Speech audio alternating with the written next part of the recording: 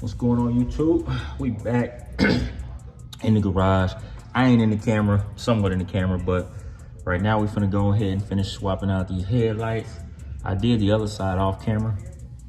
Probably gonna do these on camera. We got the new lines in on the brakes. So right now we really just trying to get some small stuff, small touches done while we're waiting, because I mean, that's the best way to be, is staying focused, man, getting stuff done. That's what I plan on doing, knocking out these lights. Ain't got much.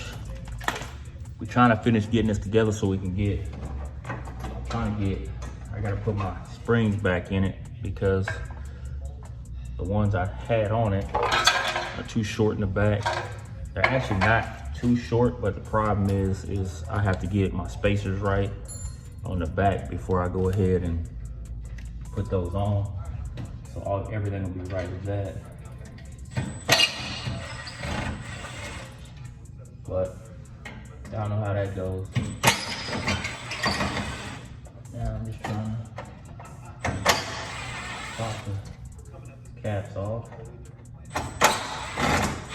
Like right now, the crazy part is, like, a lot of this car that I'm noticing has never really been touched. So the person that had it before me, they did some stuff to it, but not a lot. They went ahead and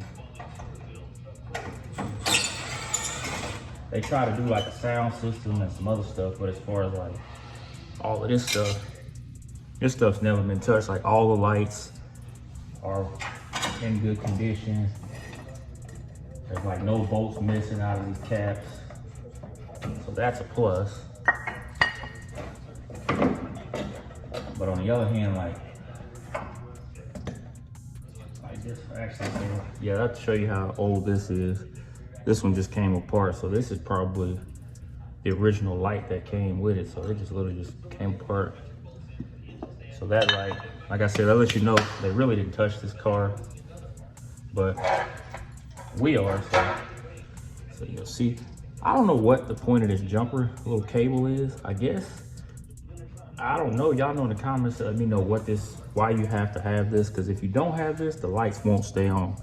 But with this, they stay on. I don't know why or what the deal is, but like I said, I am a technician, but I'm not gonna claim that I know everything. So if y'all know the reason why, let me know why it's like that. But like I said, I don't know why. So,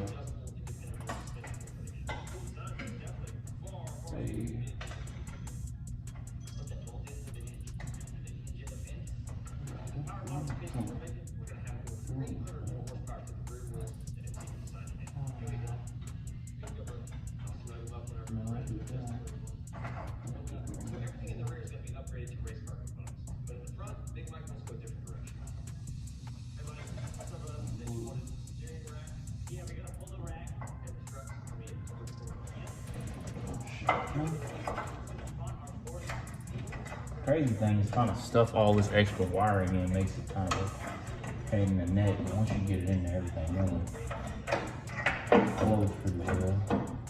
Just trying to get all the extra wiring around it. Yeah, we're trying to get it. Keys, cases back on. I don't have both in it. So.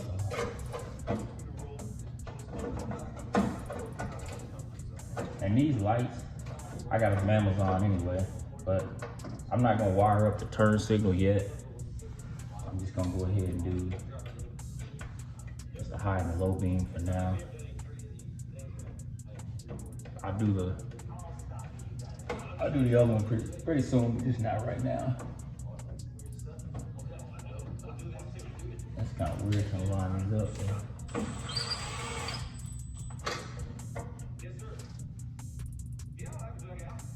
should have brought my magnetic tip screwdriver, but I didn't. Oh well, we'll make it work. We'll do the best we can. Yeah, once you get one top, one bottom, normally it's pretty easy. So these lights are super easy to put in. We're trying our best to get it ready. So that's one in, y'all see. Get the second light in.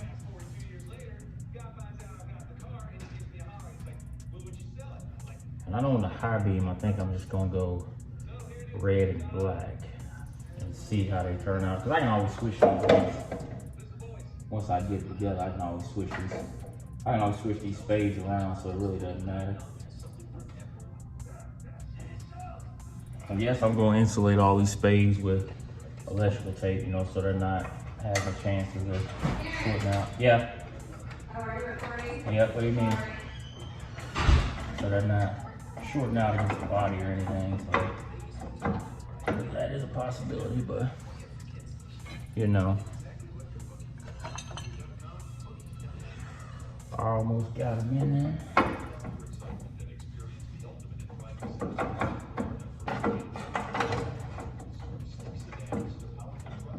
I will say one thing about these old school lights. It's so much easier to change than when it's lights on a new school car. So if you come to my shop, man, and you got a light go out on your 15 Escalade or something like that, man, you looking easily. Say you got a 15 Escalade through, say, 20, and the light go out, you about to spend $1,500 easy.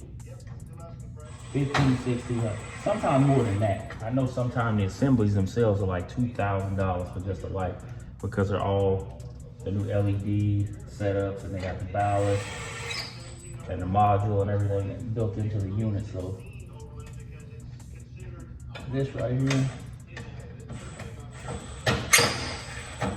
cost you $15 and you be moving on about your way.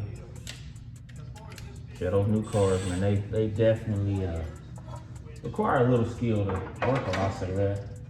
But I ain't even gonna hold y'all. I'm gonna be completely honest with y'all.